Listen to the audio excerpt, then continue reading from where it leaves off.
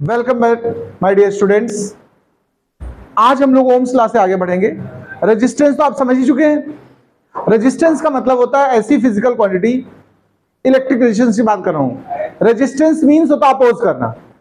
तो electric resistance क्या हुआ? जो चार्ज के मोशन को या करंट के फ्लो को अपोज करने वाली फिजिकल क्वांटिटी होगी वो होगी electric resistance.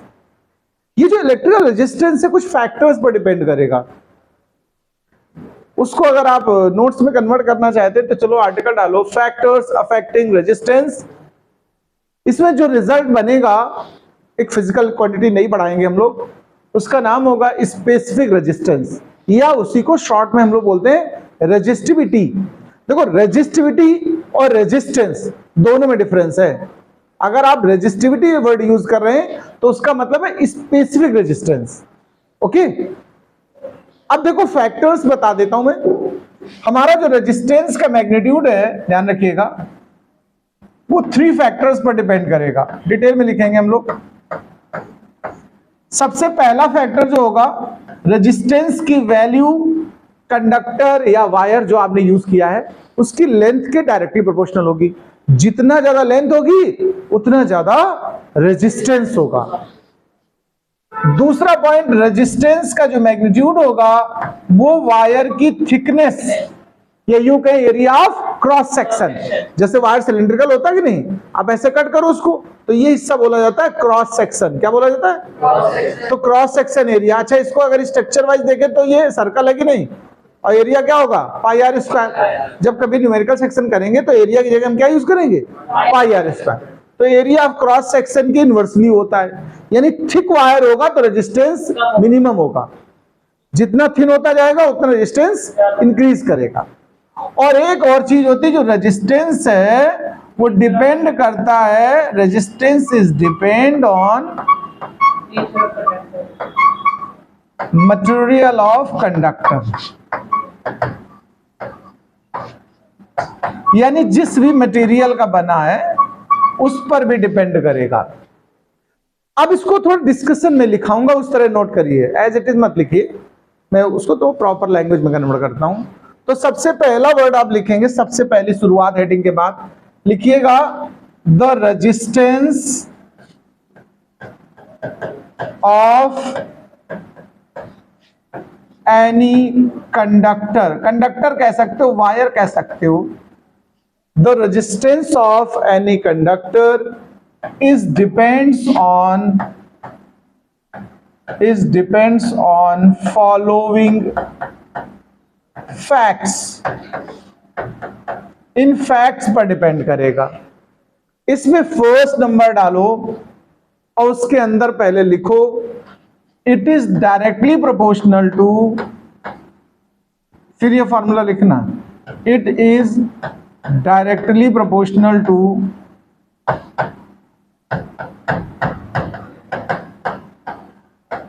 Length of wire, length of the wire. ये हमारा फर्स्ट आएगा।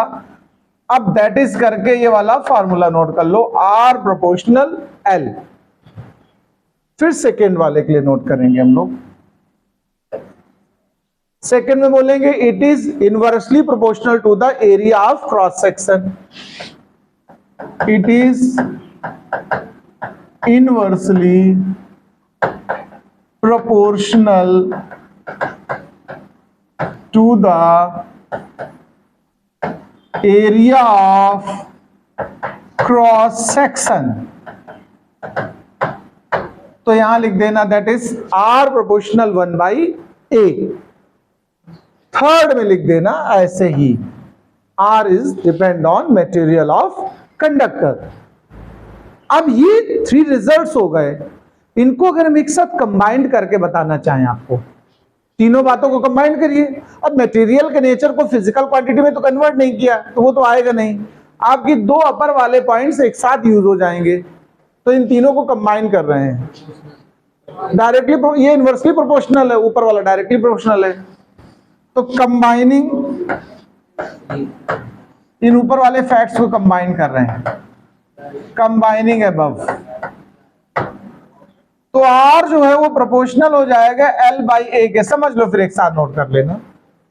आर प्रोपोर्शनल क्या हुआ, एल बाई ए। अच्छा ये तो जानते होगे कि प्रोपोर्शनलिटी साइन हटाते हैं तो एक जानते हो बात, यहां भी एक कांस्टेंट आना है, तो यहां पर जो कांस्टेंट है उसके लिए रो सिंबल यूज करेंगे। क्या करेंगे आप, सिंबल रो का इस्तेमाल करेंगे। यहां जो रो है here, rho is called specific resistance, specific resistance और रेजिस्टिविटी, इसी को हम बोलेंगे रेजिस्टिविटी। यहां तक नोट करिए आप लोग पहले तो।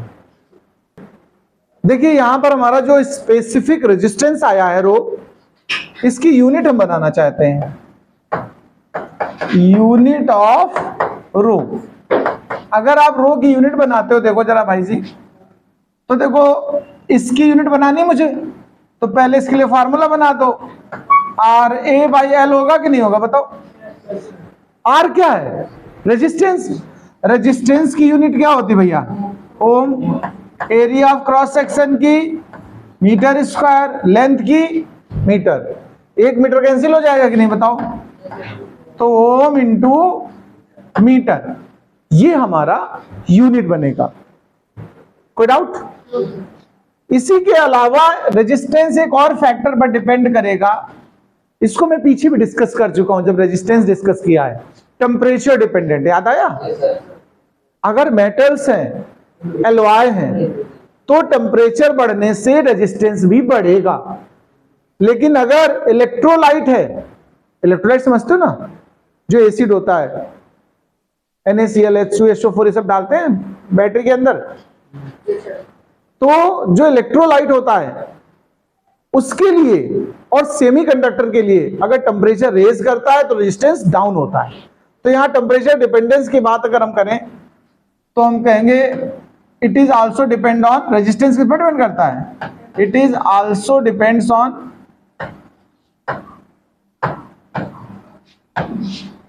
टेम्परेचर। अब एग्जाम्पल में हम ये बातें लिख देंगे, जैसे एग्जाम्पल में लिख दो, for conductors on increasing temperature, on increasing temperature resistance also increases, resistance also increases. देखो अगर टेम्परेचर बढ़ाएंगे तो रेजिस्टेंस भी इंक्रीज करेगा। अब दूसरा एग्जांपल ले लो, फॉर इलेक्ट्रोलाइट्स एंड सेमीकंडक्टर्स। अगर इलेक्ट्रोलाइट या सेमीकंडक्टर यूज किया है तो on increasing temperature resistance decreases, resistance decreases. Okay, ये बात मैंने ऐसे एडिशनल बता दी, आपको जानकारी होनी चाहिए। यहां मैंने कंडक्टर यूज किया वर्ड जैसे, तो और एलॉय के लिए भी यही कॉन्सेप्ट होता है। एलॉय तो समझते हैं ना, mixing of the metals, nichrome निकल क्रोमियम का मिक्सचर है ऐसे, तो ब्रॉन्ज, ये सब क्या, स्टील, जो भी मतलब मोर देन वन मेटल अगर यूज करोगे तो उसको हम क्या बोलेंगे, एलॉय। इन सब के लिए मतलब मेटल और एलॉय दोनों के लिए टेम्परेचर बढ़ेगा तो रेजिस्टेंस भी बढ़ेगा।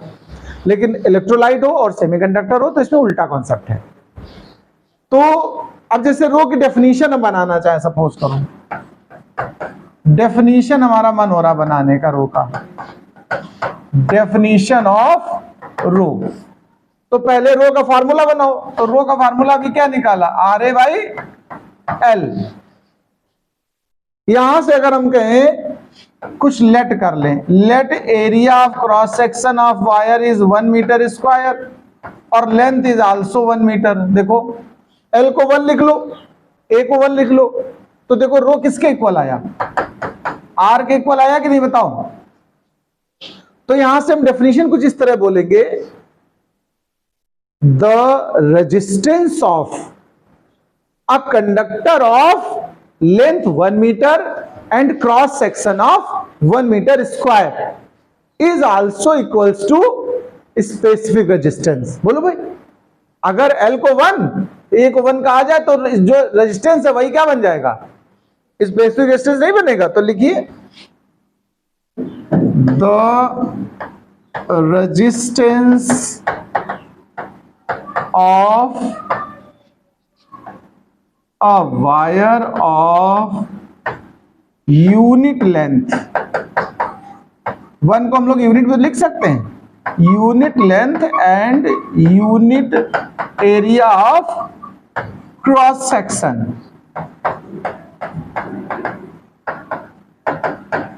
Is equals to specific resistance. ये यहां से डेफिनेशन आ गई।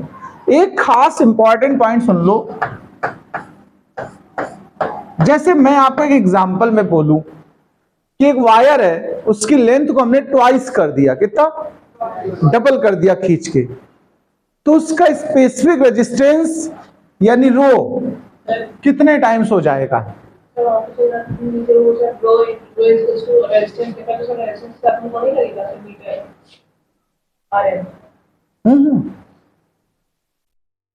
अब मैं कह रहा हूं, अगर हम एक वायर है हमारे पास 1 मीटर सपोज करो लेंथ थी, कॉपर वायर है, और उसी को हम किसी तरह खींच करके 2 मीटर लेंथ कर दें, कितनी कर दें? तो बताइए उसका रो कितने टाइम्स इंक्रीज होगा या डिक्रीज होगा? रो की वैल्यू पे क्या असर पड़ेगा ये बताओ मुझे। इस रो की वैल्यू पे क्या असर पड़ेगा अगर लेंथ को डबल कर दिया जाए? तो कोई बता सकता है भाई? सोचो, विचार करो। कुछ कह रहे हैं R/2, कुछ कह रहे हैं 2R। अब जो लोग यहां देख रहे होंगे L को ट्वाइस किया मैंने, तो ये नीचे 2 आ रहा है, तो R/2 लग रहा होगा नहीं। बट ध्यान रखना, जो स्पेसिफिक रेजिस्टेंस है ना, ये प्रॉपर्टी ऑफ मटेरियल होती है। क्या होती है? ये कांस्टेंट है। मटेरियल बदलेगा तो ही बदलेगा। अगर कॉपर का इतना छोटा टुकड़ा लो ना, तो उसका रो जितना होगा उतना ही इतने बड़े टुकड़े का हो, उतना ही 1 किलोमीटर लंबे वायर का भी होगा। यही खास बात है। इस फार्मूले से तो लग रहा था देखने से, लेकिन ध्यान रखना, अगर लेंथ बढ़ा रहे हो तो रेडियस, वो जो एरिया है उसी रेशियो में चेंज हो जाता है। तो यहां पर नोट में लिख लो, specific resistance, specific resistance is the property of material. It does not depends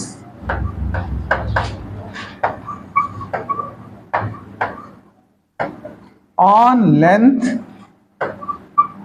L and area A।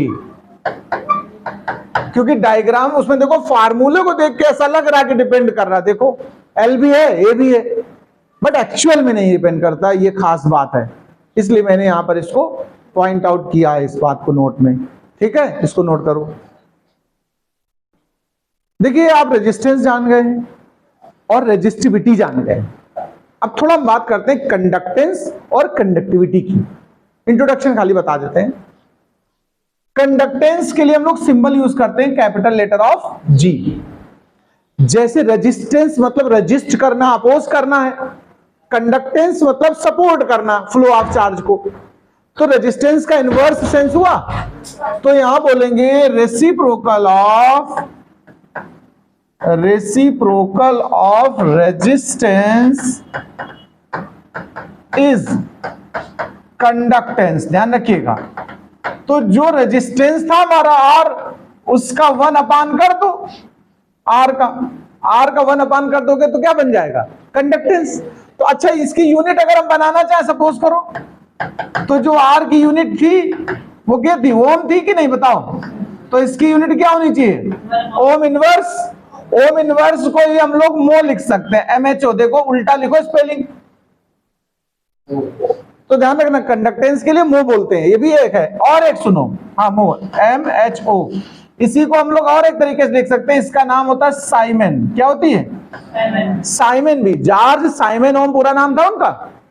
ओम है रेजिस्टेंस के लिए और साइमन है कंडक्टेंस के लिए, इसको नोट करिए। तो कंडक्टेंस तो आप जान ही गए। अब हम बात करते हैं स्पेसिफिक कंडक्टेंस, या उसी को कंडक्टिविटी कहेंगे। तो भाई जैसे रेजिस्टेंस का रेसिप्रोकल कंडक्टेंस है, वैसे रेजिस्टिविटी का रेसिप्रोकल कंडक्टिविटी है। तो पहली लाइन तो ये लिख दो, it is reciprocal of resistivity. ये कंडक्टिविटी कहो या फिर इसको स्पेसिफिक कंडक्टेंस कहो। इसके लिए जो सिंबल यूज करते हैं उसको सिग्मा कहते हैं। क्या कहते हैं? आधा ना नल समझ लो। सिग्मा जो होता है 1/ρ होता है। क्या होता है? तो अच्छा, इसकी यूनिट बनाना चाहे अगर हम लोग सिग्मा की, देखो यूनिट ऑफ सिग्मा बनाना चाहता हूं मैं। इसकी देखो रो की ओम इंटू मीटर थी, तो इसकी क्या होनी चाहिए? ओम इनवर्स मीटर इनवर्स होनी चाहिए कि नहीं होनी चाहिए बताओ? तो इसको नोट कर लो भाई, बस नोट करो।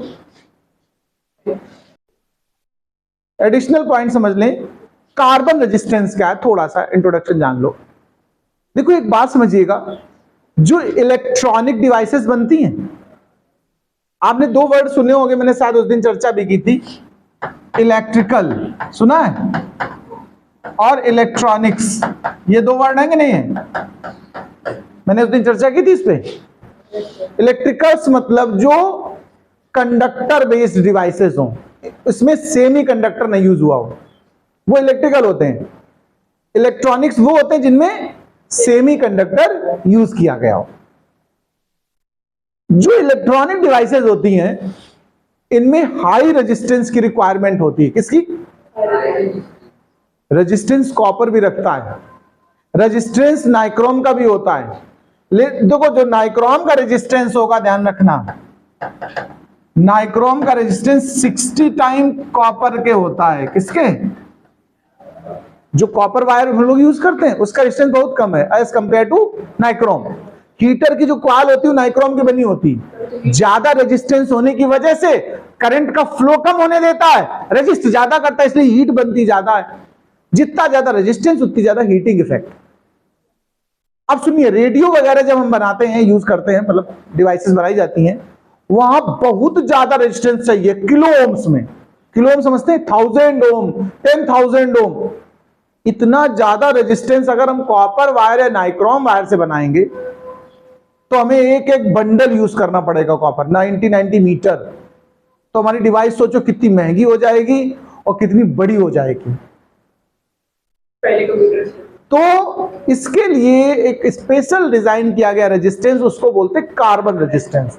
कार्बन से बना होता है, किलो ओम से इतने बड़े रेजिस्टेंस में आ जाता है।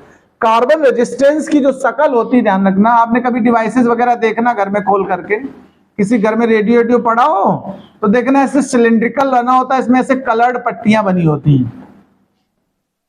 मैं आपको एग्जैक्ट डायग्राम दिखा देता हूं कार्बन रेजिस्टेंस का। कार्बन रेजिस्टेंस, देखो ये शक्ल अभी आएगी बन के तो आप कहोगे हाँ सर मैंने देखा है। इस तरह के डिवाइसेस देखे कि नहीं देखे? कहीं ऐसे लगे लगे एलिमेंट्स देखे आप लोगों ने कभी डायग्राम में? ये जो बना हुआ है इसको बोलते हैं कार्बन रेजिस्टेंस। इसमें देखो 4 कलर की पट्टी इस्तेमाल की गई है, देखो है 4 कलर। इन कलर्स को देख करके हम रेजिस्टेंस की वैल्यू पता कर लेते हैं। तो इस रेजिस्टेंस को बोलते हैं कार्बन रेजिस्टेंस है। इसका यूज इलेक्ट्रॉनिक सर्किट्स में होता है। ये बहुत ज्यादा बड़े मेटल के रेजिस्टेंस को इतने बड़े साइज से रिप्लेस कर देता है। तो डिवाइस थोड़ी छोटे साइज की बनती है। मैं इसके लिए एक फॉर्मूला बताता हूं। ये जो 4 पट्टियां हैं ना, इनके स्पेसिफिक कलर होते हैं फिक्स।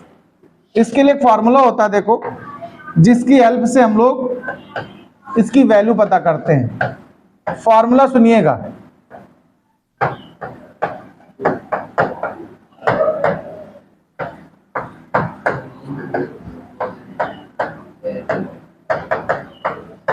बीबी Roy great boy very good wife. एक बीबी रॉय है, उनका लड़का बहुत महान है और वाइफ भी बहुत बढ़िया है। इसका मतलब क्या है? बीबी रॉय, देखिए इनके नंबर सुनिए पहले, 0 1 2 3 4 5 6 7 8 9, देखो पूरे नंबर आ गए। डेसिमल सिस्टम में 13 डिजिट होते कि नहीं होते बताओ? यानी पर्टिकुलर कलर के लिए पर्टिकुलर नंबर फिक्स है। कलर वाइज देखो, पहला कलर ध्यान रखिएगा ब्लैक, ब्राउन, सबके नाम समझ लेना। रेड तो जान ही जाओगे, orange, yellow, green, blue, violet, grey और व्हाइट। वाइफ आखिरकार व्हाइट कलर की है, इसलिए कुछ लोग इसको कहते हैं बीबी रॉय ग्रेट ब्रिटेन और वेरी गुड वाइफ। यानी ग्रेट ब्रिटेन में गए थे, वहां से व्हाइट कलर की वाइफ ले आए हैं। अब जैसे आपको समझ में आ जाए, तो ये इसको बोलते हैं कलर कोड। क्या बोलते हैं इस फार्मूले को? ये टेक्नीशियन लोग जब यूज करते हैं रेजिस्टेंस की वैल्यू के लिए, तो इससे कोड यूज करते हैं। इससे रेजिस्टेंस की वैल्यू फाइंड करने में हेल्प मिलती है। रेजिस्टेंस निकाला कैसे जाता है भी बता दूं। रेजिस्टेंस की वैल्यू अगर निकालनी है तो जो फर्स्ट स्ट्रिप जिस कलर की होगी उस कलर का नंबर यहां से चूज करो, रख लो।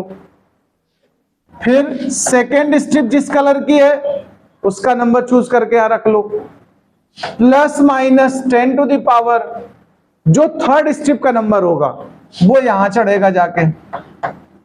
और एक चीज होती है उसको बोलते हैं टॉलरेंस। क्या बोलते हैं? फोर्थ स्ट्रिप अगर है तो परसेंटेज में टॉलरेंस यानी अप एंड डाउन इतना हो सकता है। जैसे मैं एक एग्जांपल से बता देना चाहता हूं। मान लीजिए हमारे पास जो हमारे पास कार्बन रेजिस्टेंस है उसमें ये 4 पट्टी है। पहला मान लीजिए रेड कलर है, दूसरा ऑरेंज है, तीसरा हमारा ब्लू कलर है और ये गोल्डन कलर की है। कैसी कलर की है? देखिए टॉलरेंस के लिए समझ लेना 3 कलर ही होते हैं, गोल्ड, सिल्वर और नो कलर। अगर गोल्ड है तो 5% टॉलरेंस होगा, सिल्वर है तो 10% और कलर नहीं दिया, एब्सेंट पट्टी है ना, कलर मतलब समझते हो पट्टी बनी नहीं होगी, 3 पट्टी बनी होंगी केवल, तो उसको 20% कहते हैं। अब जैसे मैं इसकी वैल्यू निकालना चाहता हूं इस रेजिस्टेंस की, तो सुनिए पहला कलर किस पट्टी किस कलर का है? रेड।